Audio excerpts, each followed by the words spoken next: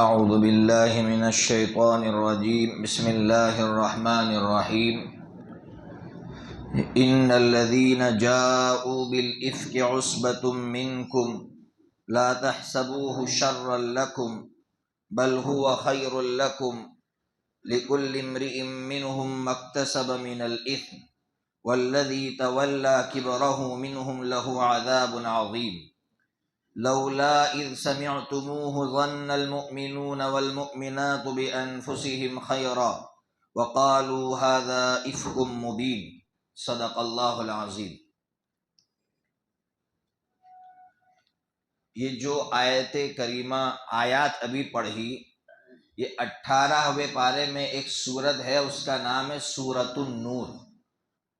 اس کا دوسرا صفحہ ہے 11-12 نمبر کی 2 آیتیں پڑھی ہیں میں نے۔ ان آیتوں میں اللہ تعالیٰ کیا کہہ رہے ہیں وہ بعد میں سمجھاؤں گا۔ غزوہ احزاب کے تعلق سے ایک حدیث جو میں کل بتانا بھول گیا تھا، وہ حدیث آج آپ تک پہنچاؤ۔ حضرت براء ابن عازب رضی اللہ تعالیٰ عنہ چھوٹی عمر کے صحابی ہے، یعنی چھوٹی عمر کا مطلب 15 سال کی عمر تھی۔ غزوہ خندق میں شرکت کا موقع اللہ نے ان کو بھی دیا۔ وہ فرماتے ہیں، امام بخاری رحمۃ اللہ علیہ نے نقل کیا ہے، وہ فرماتے ہیں کہ میں جب خندق کھود رہے تھے مسلمان، اس وقت میں بھی اس میں شامل تھا۔ میں نے دیکھا کہ ایک ہستی ہے جو پورے غبار کے اندر ڈھکی ہوئی ہے۔ میں قریب ہوا، میں نے جا کر دیکھا تو وہ کوئی اور ہستی نہیں، حضرت نبی پاک صلی اللہ تعالی علیہ وسلم تھے۔ کیوں؟ اس لیے کہ ہمارے نبی پاک صلی اللہ تعالی علیہ وسلم خود بھی اس کام میں شریک تھے، دوسرے بادشاہوں اور سرداروں کی طرح نہیں کہ بھئی کسی کو کام پر لگا دیا اور وہ آفس میں بیٹھے، ایسا نہیں تھا، بلکہ خود بھی دین کے کام میں شریک ہے۔ بہت بڑا سبق دیا ہے نبی پاک صلی اللہ تعالی علیہ وسلم نے کہ دین کا کام اسی وقت ترقی کرتا ہے جب دین کا جو ذمہ دار ہوتا ہے وہ سب سے زیادہ قربانی دے، اس کے بغیر دین ترقی نہیں کر سکتا ہے۔ اب آگے سنیے، حضرت براء رضی اللہ تعالیٰ عنہ فرماتے ہیں کہ نبی پاک صلی اللہ تعالی علیہ وسلم مٹی منتقل کر رہے ہیں اور اشعار پڑھ رہے ہیں۔ ایک شاعر گزرے ہیں صحابہ کرام میں، ان کا نام ہے عبداللہ بن رواحہ رضی اللہ تعالیٰ عنہ، بہت بڑے شاعر گزرے ہیں۔ ان کے اشعار نبی پاک صلی اللہ تعالی علیہ وسلم پڑھ رہے ہیں۔ کیا اشعار ہے؟ واللہ لولا اللہ مہتدینا ولا تصدقنا ولا صلینا فانزلا سکینة علینا وثبت الاقدام ان لاقینا فان الاولی قد بغوا علینا اذا ارادوا فتنة ابینا۔ بڑے زبردست اشعار ہیں، ان اشعار کو سمجھو۔ کیا فرما رہے نبی پاک صلی اللہ تعالی علیہ وسلم ان اشعار میں؟ عبداللہ بن رواحہ رضی اللہ عنہ نے کیا کہا ہے کہ اللہ کی قسم، اگر اللہ ہماری رہبری نہ کرتا تو ہم نہ نماز پڑھ سکتے، نہ صدقہ دے سکتے، نہ حج کر سکتے، نہ زکوٰۃ دے سکتے۔ اب آپ ان جملوں میں غور کریں، یہ جملہ کب کہہ رہے ہیں؟ بولو نا بھائی، کب کہہ رہے ہیں؟ خندق کھود رہے ہیں، مٹی منتقل کر رہے ہیں، یعنی سخت حالات میں ہیں، سخت حالات میں اللہ کی تعریف کر رہے ہیں کہ اللہ تو نہ ہوتا تو ہم ایسے سخت حالات کا مقابلہ نہیں کر سکتے تھے، اور ایسے سخت حالات میں اس طرح ہم کام نہیں کر سکتے تھے۔ کیا عجیب پیغام دیا ہے ان اشعار میں، آقا نے بڑا عجیب پیغام دیا ہے کہ لوگ مصیبت میں ہوتے ہیں تو اللہ کے صبر پر آتے ہیں، یعنی صبر کرتے ہیں، اور جب اچھے حالات ہوتے ہیں تو اللہ کا شکر کرتے ہیں۔ جبکہ اصل بات یہ ہے اور کمال اس میں ہے کہ جب انسان حالات میں ہو اس وقت اللہ کی تعریف کرے، تو اصل کمال سمجھ میں آ گیا نا بھائی۔ ترمذی شریف کے اندر حدیث ہے، یہ حدیث آپ سنیں گے، اس پر عمل کریں گے انشاءاللہ۔ حضرت ابو موسیٰ اشعری رضی اللہ تعالیٰ عنہ راوی ہے، فرماتے ہیں کہ اللہ تبارک و تعالی جب کسی بندے کے بچے کو لے لیتے ہیں، اور مراد صرف بچے کی موت نہیں ہے، کوئی بھی اس کی قیمتی چیز یا اچھی چیز لے لیتے ہیں، پھر فرشتہ جب وہ بچہ لے کر یا اس کی قیمتی چیز لے کر اللہ کے دربار میں پہنچتا ہے تو اللہ پوچھتے ہیں کہ میرے بندے کی کیا کیفیت تھی؟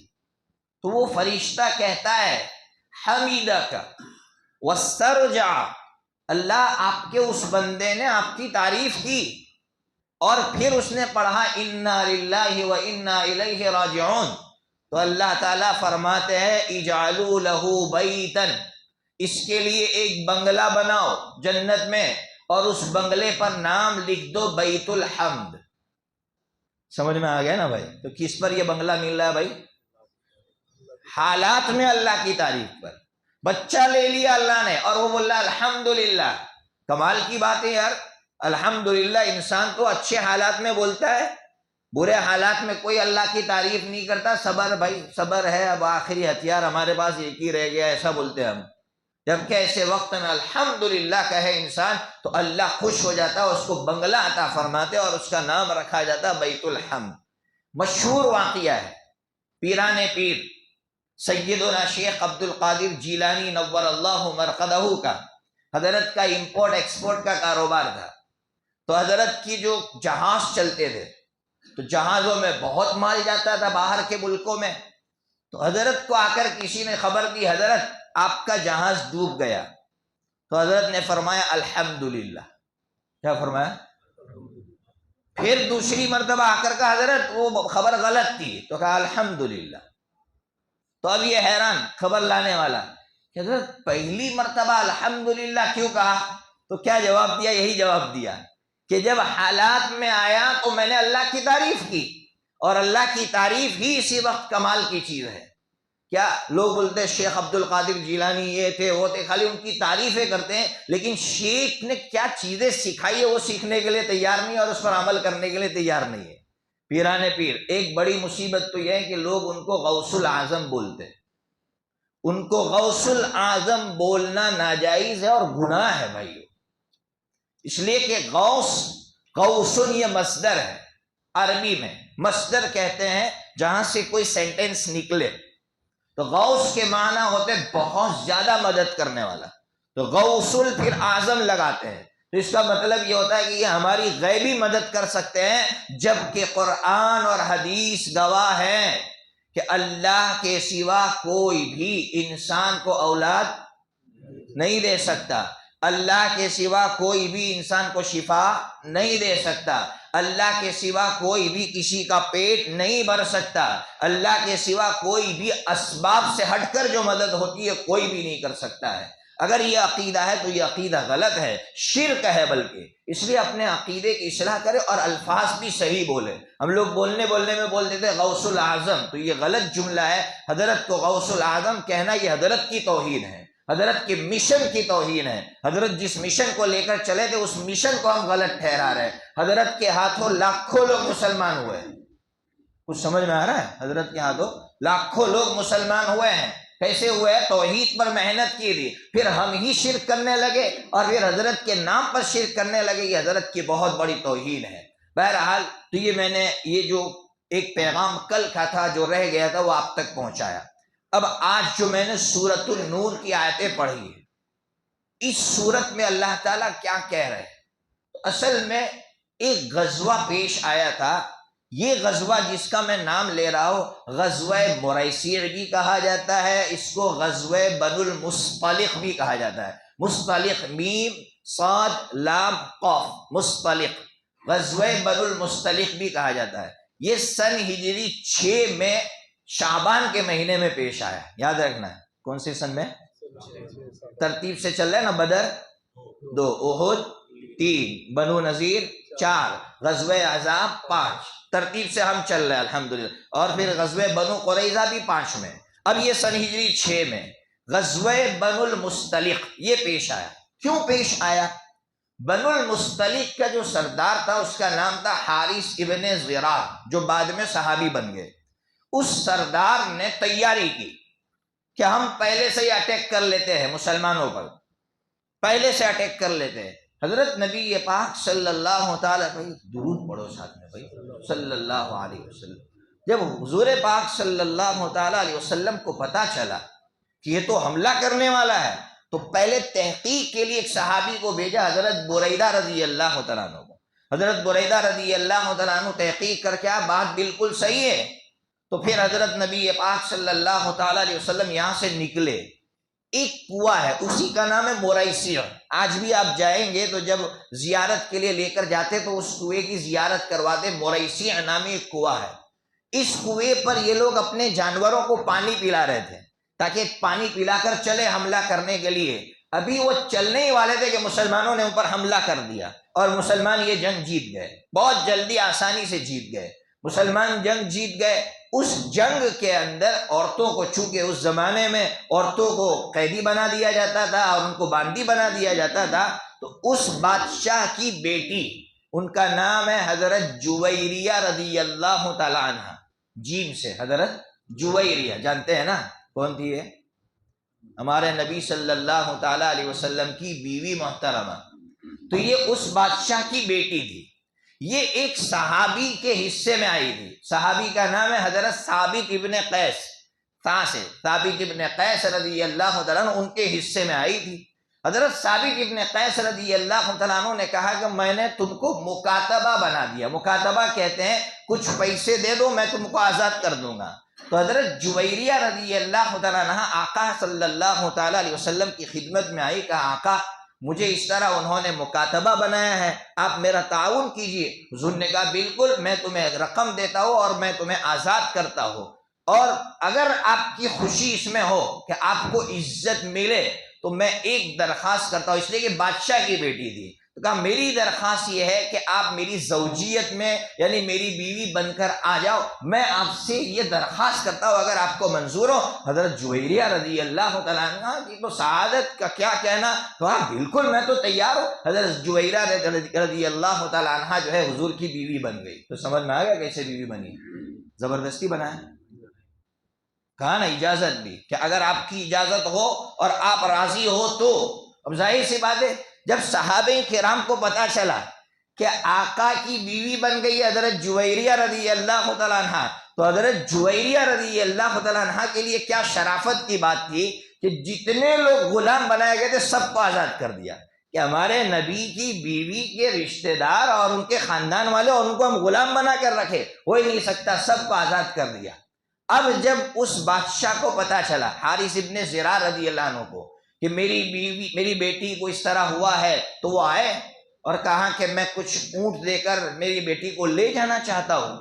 تو نبی پاک صلی اللہ تعالیٰ علیہ وسلم نے فرمایا حارث تم جو اونٹ لے کر آ رہے تھے اس میں 2 قیمتی اونٹ کہاں چھپائے؟ تو حضرت حارث رضی اللہ تعالیٰ عنہ جو مسلمان نہیں تھے وہ حیران کہ حضور آپ کو کیسے پتا چل گیا؟ یہ تو صرف مجھے معلوم تھا، میں چھپا کر آیا ہوں۔ نبی پاک صلی اللہ تعالیٰ علیہ وسلم نے فرمایا نبأنی العلیم الخبیر، مجھ کو اللہ نے بتلایا ہے۔ حضرت حارث ابن زرار رضی اللہ عنہ سمجھ گئے کہ یہ نبی ہے، فوراً ایمان لایا، ایمان میں داخل ہو گئے۔ پھر آقا نے فرمایا کہ حارث اپنی بیٹی سے پوچھو کہ تم ساتھ میں جانا چاہتی ہو یا میری خدمت میں رہنا چاہتی ہے آپ کی بیٹی؟ تو وہ پوچھا حضرت جویریہ رضی اللہ تعالیٰ عنہ سے، دوسری مرتبہ پوچھا جا رہا ہے۔ کہا نہیں حضور میں تو آپ کی خدمت میں رہنا چاہتی ہوں، میں اپنے والد کے ساتھ جانا نہیں چاہتی ہوں۔ حضرت حارث رضی اللہ تعالیٰ عنہ پھر وہاں سے اسلام قبول کر کے چلے گئے۔ یہ واقعہ یہاں تک پورا ہوا۔ قرآن جو اصل بات بیان کرنا چاہتا ہے وہ سنیے۔ جب واپس ہو رہے تھے ایک جگہ پڑاؤ ڈالا تو پڑاؤ کے بعد جب کوچ کرنے کا اعلان ہوتا ہے کہ بھائی چلو اب نکلنا ہے، تو اعلان پہلے مثال کے طور پر آدھا گھنٹہ پہلے 1 گھنٹہ پہلے اعلان ہوتا ہے کہ بھائی ہمیں 1 گھنٹے کے بعد نکلنا ہے، تیاری کر لو، جس کو قضائے حاجت سے فارغ ہونا وہ کر لو۔ تو حضرت ماں عائشہ صدیقہ رضی اللہ تعالی عنہا قضائے حاجت کے لیے گئی، وہاں گئی، پھر واپس آئی، دیکھا میرا ہار غائب ہے۔ جو ہار پہن کے نکلی تھی سفر میں، تو وہ ہار تلاش کرنے کے لیے واپس گئی۔ قافلہ وہاں سے روانہ ہو گیا۔ قافلے میں ہودج ہوتا تھا، ہودج وہ جسے وہ شادی میں کسی کو بٹھاتے ہیں نا اور چاروں طرف پردہ ہوتا ہے، تو ازواج مطہرات کو اسی طرح پردے میں لے جایا جاتا تھا۔ تو ہودج اٹھانے والے جو 4 ساتھی تھے نا، ان کو ایسا لگا کہ حضرت ماں عائشہ اندر بیٹھی ہوئی ہے، اور انہوں نے ہودج رکھ دیا، وہاں سے نکل گئے۔ ماں عائشہ صدیقہ رضی اللہ تعالیٰ عنہ تو یہاں ہے۔ جب واپس آئی تو دیکھا قافلہ تو چلا گیا ہے، لیکن ماں عائشہ صدیقہ رضی اللہ تعالیٰ عنہ کی سمجھداری دیکھیے، اسی جگہ بیٹھی رہی، وہاں سے آگے نہیں بڑھی، اس لیے کہ ان کے دماغ میں یہی تھا کہ اگر کوئی تلاش کرنے آئے گا تو مجھے اسی جگہ تلاش کرے گا جہاں سے انہوں نے مجھے گم پایا ہے۔ سمجھداری سمجھ میں آئی نا بھائی؟ اس لیے انسان کو ہمیشہ سوچنا چاہیے کہ ان چیزوں سے ہمیں بہت کچھ سیکھنے کو مل رہا ہے۔ تو حضرت ماں عائشہ صدیقہ رضی اللہ تعالیٰ وہاں بیٹھ گئی، چادر اوڑھ کر بیٹھ گئی، آنکھ لگ گئی اتنے میں۔ تو نبی پاک صلی اللہ تعالیٰ علیہ وسلم کا سسٹم تھا جنگ میں کہ ایک صحابی کو پیچھے رکھتے تھے۔ کیوں رکھتے تھے؟ کوئی سامان وامان گر گیا ہو تو وہ پیچھے سے اٹھا کر لیتے ہوئے آئے۔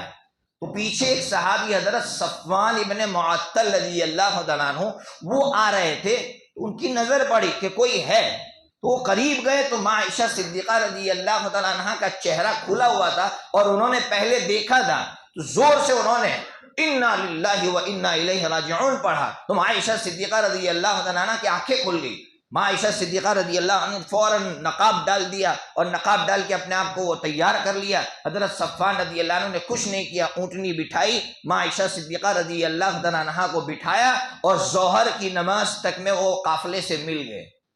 لیکن دشمن کو موقع مل گیا، اور دشمن بولو یعنی منافقین، کون؟ منافقین، ہماری صف کے لوگ، عبداللہ بن ابی بن سلول اور اس کی ٹیم کو موقع مل گیا۔ اس کی ٹیم نے ماں عائشہ صدیقہ رضی اللہ تعالیٰ عنہا پر زنا کی تہمت لگا دی۔ کئی کی تہمت لگا دی بھائی؟ اب جو قرآن سنا رہا ہے نا وہ سنیے گا، آگے بعد میں سناؤں گا، ابھی واقعہ سن لو۔ زنا کی تہمت لگائی۔ ماں عائشہ صدیقہ رضی اللہ تعالیٰ عنہا کو کچھ نہیں پتا کہ مجھ پر اس طرح کا آروپ لگا ہے۔ گھر گئی، بیمار ہو گئی، بخار وغیرہ آیا، 1 مہینے تک بیمار رہی۔ 1 مہینے کے بعد، اس زمانے میں ٹوائلٹ گھروں میں نہیں ہوتے تھے، دور جانا پڑتا تھا ٹوائلٹ کے لیے، تو عورتیں بھی رات کے وقت دور جاتی تھی۔ تو حضرت ماں عائشہ صدیقہ رضی اللہ تعالیٰ عنہ اور ایک اور صحابیہ، ان کا نام ہے حضرت ام مصطح رضی اللہ تعالیٰ عنہ، یہ دونوں قضائے حاجت کے لیے باہر نکلے رات کے وقت میں۔ تو حضرت ام مصطح رضی اللہ تعالیٰ عنہ کی جو چادر تھی نا، ان کے پیر میں پھنس گئی، تو انہوں نے زور سے ایک جملہ کہا کہ مصطح برباد ہو، یعنی ان کا بیٹا مصطح برباد ہو۔ تو ماں عائشہ صدیقہ رضی اللہ تعالیٰ عنہ نے کہا یہ آپ کا بیٹا، اور پھر اوپر سے بدری صحابی، یعنی بدر میں شریک ہوئے، اور آپ ان کے بارے میں بد دعا کر رہی ہے۔ تو کہا تجھے نہیں معلوم؟ بھولی؟ تو کہا نہیں مجھے کچھ نہیں معلوم۔ کہا تجھ پر اس طرح کا لوگوں نے الزام لگایا ہے، اور اس میں میرا بیٹا مصطح بھی شریک ہے۔ دیکھو ماں نے چھپایا نہیں اپنے بیٹے کے عیب کو، سچی ماں تھی نا، تو ماں نے اپنے بیٹے کے عیب کو نہیں چھپایا کہ میرا بیٹا فرشتہ ہے یا اس کے عیب کو چھپا، تو فوراً کہہ دیا میرا بیٹا غلط ہے اور تیرے بارے میں اس طرح کا الزام لگا رہا، اور الزام لگانے والوں میں میرا بیٹا بھی ہے۔ اب ماں عائشہ صدیقہ رضی اللہ عنہ کو پہلے تھوڑا بہت محسوس اس لیے ہو رہا تھا کہ جب بیمار تھی نا، تو 1 مہینے کے عرصے میں جب آقا صلی اللہ تعالیٰ علیہ وسلم خدمت میں آتے نا، تو تھوڑی توجہ کم ہو گئی تھی۔ تو ماں عائشہ صدیقہ رضی اللہ عنہ بہت حساس تھی، بہت سینسیٹیو تھی، تو وہ سمجھ گئی کچھ تو ہے۔ گھر گئی، حضور سے کہا حضور میں اپنی والدہ کے گھر جانا چاہتی ہوں، آپ اجازت دیجیے۔ کہا بالکل اجازت ہے۔ والدہ کے گھر آئی، اپنی والدہ سے تحقیق کی کہ اماں کیا ہے یہ سب؟ تو اماں نے کہا بیٹی دیکھو، ماں نے کیا جواب دیا؟ ماں نے کہا بیٹی جس کے پاس کمالات ہوتے ہیں، یعنی جس درخت پر پھل ہوتے ہیں اسی پر لوگ پتھر مارتے ہیں، اس لیے تجھے پریشان ہونے کی ضرورت نہیں ہے۔ اللہ نے تجھے خوبیوں سے نوازا تھا، کمالات سے نوازا ہے، اس لیے تجھ پر حسد کرنے والے لوگ ہیں، انہوں نے حسد کیا، زیادہ پریشان مت ہو۔ لیکن ماں عائشہ صدیقہ رضی اللہ تعالیٰ عنہ کیسے برداشت کر سکتی ہے؟ ایک عفیفہ پاک دامن عورت اس الزام کو کبھی برداشت نہیں کر سکتی۔ کر سکتا ہے کہ انسان بھائی نہیں کر سکتے نا؟ تو ماں عائشہ صدیقہ رضی اللہ تعالیٰ عنہ فرماتی ہے میں بیمار، ادھر حضور پریشان۔ حضور پریشان کی کیا ہے معاملہ؟ اب یہاں درمیان میں ایک بات بہت اہم پوائنٹ ہے، وہ سنا رہا ہوں۔ نبی پاک صلی اللہ تعالیٰ علیہ وسلم اپنی بیوی کے بارے میں بھی تحقیق فرما رہے ہیں۔ کچھ سمجھ میں آ رہی بات؟ آج کی دنیا کیا کس سے چلتی ہے معلوم ہے؟ بیوی کیا بولتی ہے؟ میرا فون کیوں اٹھایا؟ بھروسہ نہیں ہے نا ایسا؟ اور کچھ لوگ وہ ہیں جو شکی ہے، زبردستی کا شک کرتے اپنی بیوی پر، اور کچھ لوگ وہ ہیں جو ضرورت سے زیادہ بھروسہ کرتے۔ بات درمیان میں ہونی چاہیے، نہ شک کی مزاج ہونا چاہیے، نہ ضرورت سے زیادہ بھروسہ کرنا چاہیے۔ نبی پاک صلی اللہ تعالیٰ علیہ وسلم نے تحقیق کی، پہلے حضرت ماں عائشہ صدیقہ رضی اللہ تعالیٰ عنہ سے پوچھا تو حضرت ماں عائشہ صدیقہ رضی اللہ عنہ نے ایک ہی جملہ کہا کہ حضور میں اپنی صفائی میں کچھ کہنا نہیں چاہتی ہوں، اگر میں صفائی دوں گی تو بھی کچھ فائدہ نہیں ہے، ایک ہی جملہ کہتی ہوں جو حضرت یعقوب علیہ السلام نے کہا تھا، فصبر جمیل واللہ المستعان علی ما تصفون، میں صبر کروں گی، اللہ میری مدد کرے گا۔ نبی پاک صلی اللہ تعالیٰ علیہ وسلم باہر تشریف لائے تو حضرت اسامہ رضی اللہ تعالیٰ عنہ ملے، حضرت اسامہ رضی اللہ عنہ سے پوچھا اسامہ تمہارا کیا خیال ہے اس معاملے میں؟ کہا حضور ایسا کبھی نہیں ہو سکتا ہے، ایسا ہو ہی نہیں سکتا ہے، آپ کی بیوی عفیفہ اور پاک دامن ہے، ایسا کبھی نہیں ہو سکتا ہے۔ پھر حضرت علی رضی اللہ تعالیٰ عنہ سے پوچھا تو حضرت علی رضی اللہ عنہ نے بوجھ ہلکا کرنے کے لیے کہا، کہے کے لیے کہہ رہا ہاں یہ نہیں، نعوذ باللہ، کیا کہا کہ حضور آپ کے لیے بیویوں کی کوئی کمی نہیں ہے تو آپ کسی اور سے شادی کر لیں، لیکن جو جملہ کہا وہ سنیے، بریرہ سے پوچھئے حضور، بریرہ چونکہ ماں عائشہ کے ساتھ رہتی ہے وہ بتائے گی سچی حقیقت، تو صحیح ایڈریس حضرت علی رضی اللہ عنہ نے دیا کہ حضرت بریرہ سے پوچھو۔ نبی پاک صلی اللہ علیہ وسلم نے حضرت بریرہ کو بلایا، کہا بریرہ تمہارا کیا خیال ہے عائشہ کے بارے میں؟ کہا حضور بالکل وہ پاک دامن ہے، بھولی لڑکی ہے، اس کو تو وہ آٹا جو ہے گوندھ کر رکھتی ہے، بکری کھا کے چلی جاتی ہے، اس کو پتہ نہیں چلتا ہے، وہ عورت ایسی مکار نہیں ہو سکتی۔ نبی پاک صلی اللہ علیہ وسلم کو اطمینان ہو گیا، مسجد میں گئے اور مسجد میں جا کر کہا کہ یہ جو الزام لگانے والے ہیں اور اس میں جو سردار ہے اس کے خلاف کون میری مدد کرے گا؟ صحابہ کرام کھڑے ہو گئے کہ حضور ہم تیار ہیں اس کی مدد کے لیے، لیکن اللہ رب العزت نے کس طرح ماں عائشہ صدیقہ رضی اللہ عنہ کی براحت کا اعلان کیا ہے، قرآن مجید میں آیتیں اتار کر اللہ تبارک و تعالیٰ نے ماں عائشہ صدیقہ رضی اللہ تعالیٰ عنہ کی براءت کا اعلان کیا اور پاک دامنی کا اعلان کیا ہے۔ تو واقعہ سمجھ میں آیا؟ کیا سبق ملا؟ بولو بھائی کیا سیکھے؟ میں اتنی دیر تک بولتا رہا، آپ کیا سیکھے؟ ایک تو یہی تحقیق کرنا چاہیے، لیکن قرآن مجید کیوں بیان کر رہا ہے؟ قرآن مجید کے بیان کرنے کے کئی مقاصد ہیں۔ ایک مقصد تو قرآن مجید کی جو آیت ہے وہ آیت سنو، قرآن مجید کیا کہہ رہا ہے؟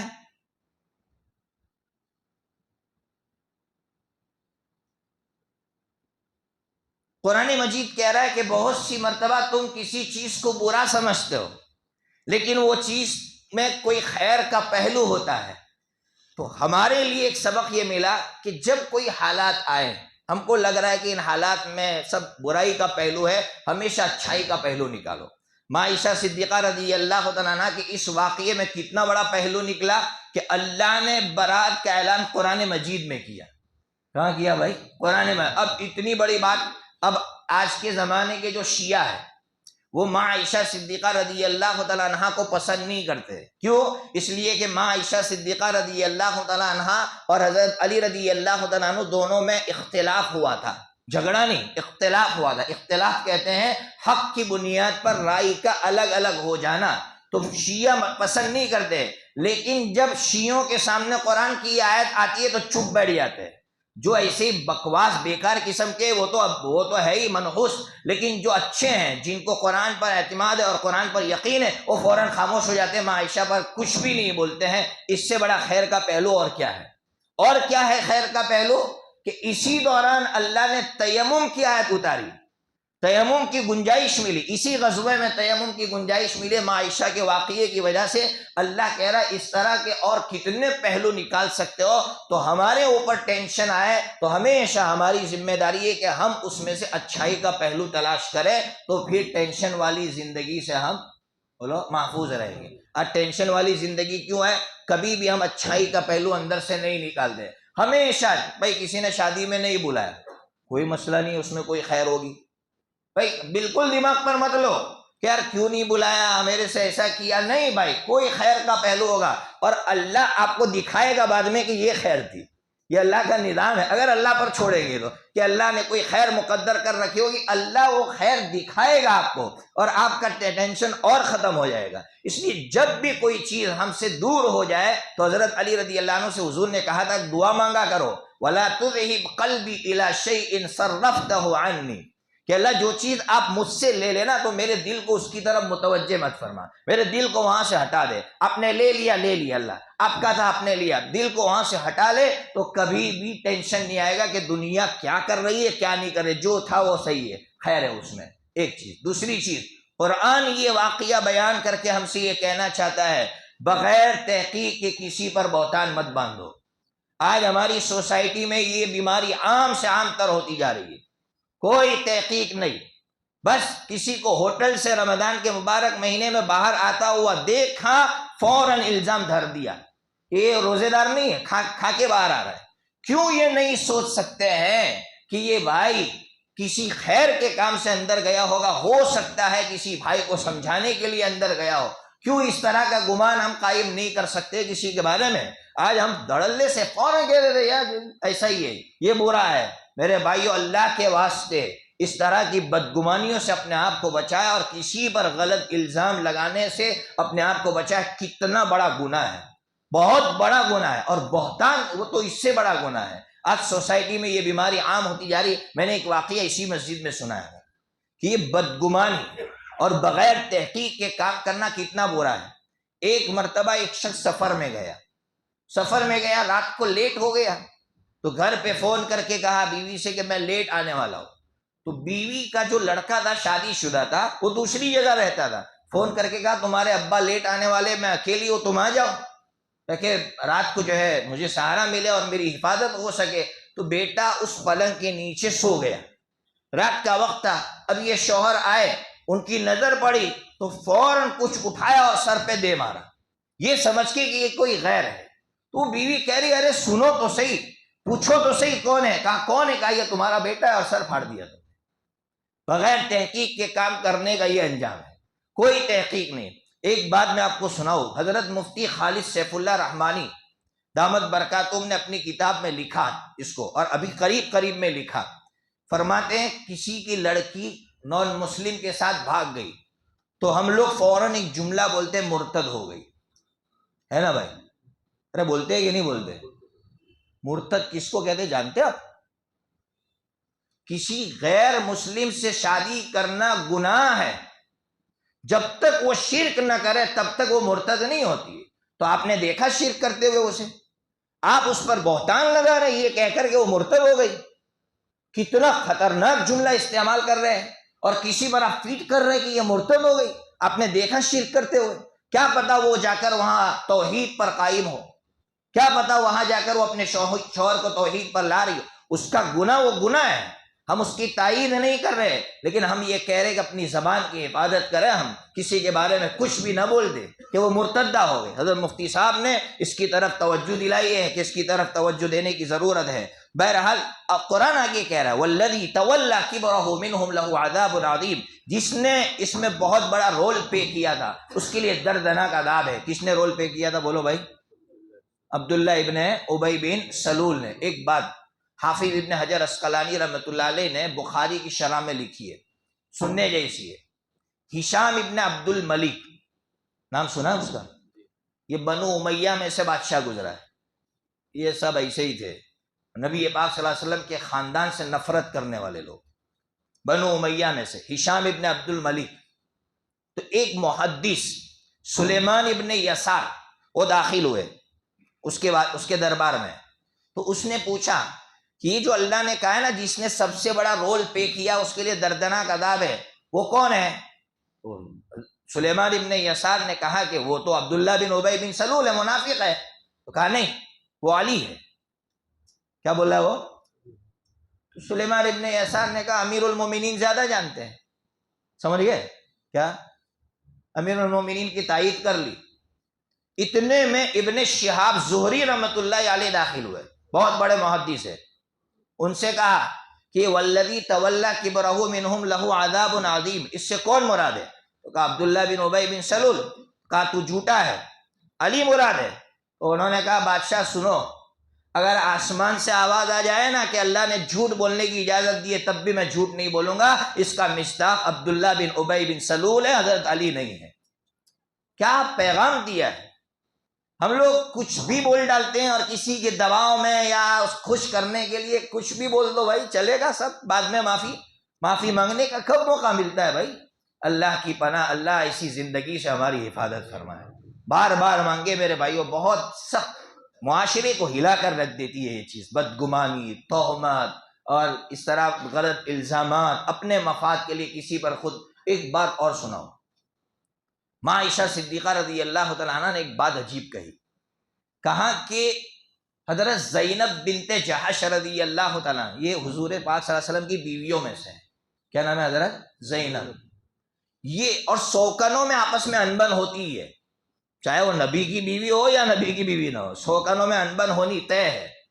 جب حضرت ابراہیم علیہ السلام کی بیویاں تھی اس میں انبن ہوئی، حضرت ماں ہاجرہ میں، حضرت سارہ میں انبن ہوئی، تو سوکنوں میں انبن ہونا طے ہے. ماں عائشہ صدیقہ رضی اللہ تعالیٰ عنہ عجیب بات فرماتی، بخاری شریف میں ہے کہ زینب سوکنوں میں میرے ٹکر کی تھی. ٹکر کی اس لیے کہ وہ بڑے خاندان کی تھی، خوبصورت تھی، نیک تھی، بڑے ٹکر کی تھی. لیکن قربان جاؤ، جب حضور نے ان سے پوچھا ہے تو انہوں نے کہا کہ حضور، عائشہ میں نے بھلائی کے سوا کچھ نہیں دیکھا ہے. میرے بھائیوں، آج میرے ٹکر کا کوئی مجھ سے پوچھے کہ مولانا تمہارا کیا گمان ہے ان کے بارے میں، چھوڑو نا یار، اس کے بارے میں کیا پوچھتے ہو؟ فوراً اس کی برائیاں شروع کر دیتے، فوراً اس کو گرانا شروع کر دیتے اور خدا بن جاتے کہ آج میں اس کو گرا کر رکھ دوں گا. میں خدا نہیں ہوں. عزت دینے والا اللہ ہے، ذلت دینے والا اللہ ہے. میں کتنی ہی سازشیں کر لوں، میں نہیں گرا سکتا. میں نہیں گیا. اللہ نے کیسا اٹھایا ماں عائشہ صدیقہ رضی اللہ عنہا کو؟ اٹھایا نا بھائی. قرآن میں تذکرہ کیا ان کی برات کا. اس سے بڑی اور کیا سعادت ہو سکتی ہے اور کیا پیغام ہو سکتا ہے؟ اس لیے میرے بھائیوں، اس طرح کی جو حرکتیں ہیں اس سے ہم باز آ جائے. کسی کے بارے میں کچھ بھی نہ کہے. آج کا زمانہ تو اپنی فکر کرنے کا ہے. میں نے کل کہا، ہمارے ساتھ گاڑی میں جو چھوڑنے کے لیے آتے ہیں، میں نے ان سے کہا کہ ایک نوجوان نے مجھ سے پوچھا کہ وہ کرکٹر ہے، کیا نام، شامی کیا نام ہے ان کا، تو وہ روزہ نہیں رکھتے، تو آپ کا کیا گمان ہے؟ میں نے کہا تم رکھتے ہو؟ کیا کہا میں نے؟ تو کہا میں رکھتا ہوں. میں نے کہا بس اپنی فکر کرو. وہ رکھتا ہے نہیں رکھتا ہے تو وہ کسی مفتی سے جا کر پوچھے گا، اس کو اللہ کو جواب دینا ہے، آپ کو نہیں دینا ہے. یہ سب فکروں میں مت پڑو بھائی، دنیا آپ کو کہاں سے کہاں لے جا رہی ہے، آپ اپنی فکر کریں بھائی. اس لیے میرے بھائیو، ایسی حرکت سے اپنے آپ کو بچائے. اب ایک مسئلہ جو کل اسی مجلس میں سے ایک بھائی نے پوچھا تھا، وہ مسئلہ بتا کر اپنی بات ختم کرتا ہوں کہ میں نے غسل کر کے یا وضو کر کے کپڑے پہن لیے مثال کے طور، پھر پورے کپڑے اتار لیے، برہنہ ہو گیا، ننگا ہو گیا، تو کیا برہنہ ہونے سے وضو ٹوٹ جائے گا؟ تو وضو نہیں ٹوٹتا ہے. سمجھ میں آ گیا بھائی؟ برہنہ ہونے سے وضو نہیں. اسی طرح کسی نے کسی ننگے کو دیکھا، برہنے کو دیکھا، تو ننگے کو دیکھنے سے بھی وضو نہیں ٹوٹتا. یہ عجیب بات ہے ہمارے معاشرے میں، دماغ میں گھسا کہ بھائی کسی ننگے کو دیکھنے سے وضو ٹوٹ جاتا ہے. قصور اس کا ہے کہ آپ کا ہے؟ سمجھ رہے نا؟ قصور اس کا ہے کہ آپ کا ہے؟ اس کا ہے تو پھر آپ کا وضو کہاں سے ٹوٹا؟ تو لوگ سمجھتے کسی ننگے کو دیکھنے سے وضو ٹوٹ جاتا ہے. ننگے کو دیکھنے سے بھی وضو نہیں ٹوٹتا ہے. اللہ تبارک و تعالیٰ دین کی صحیح سمجھ عطا فرمائے. دین کی سمجھ ہوگی نا بھائی تو گمراہی سے بچ سکیں گے. میں کل فجر کی نماز میں جہاں جاتا ہوں مسائل بیان کرنے کے لیے، نماز کھڑی ہونے میں 1 منٹ باقی تھی. ایک نوجوان مسجد میں آیا، گھڑی کی طرف دیکھا، باہر چلا گیا. باہر جا کے سنت پڑھا اس نے، یعنی آڑ میں سنت پڑھا، پھر آیا.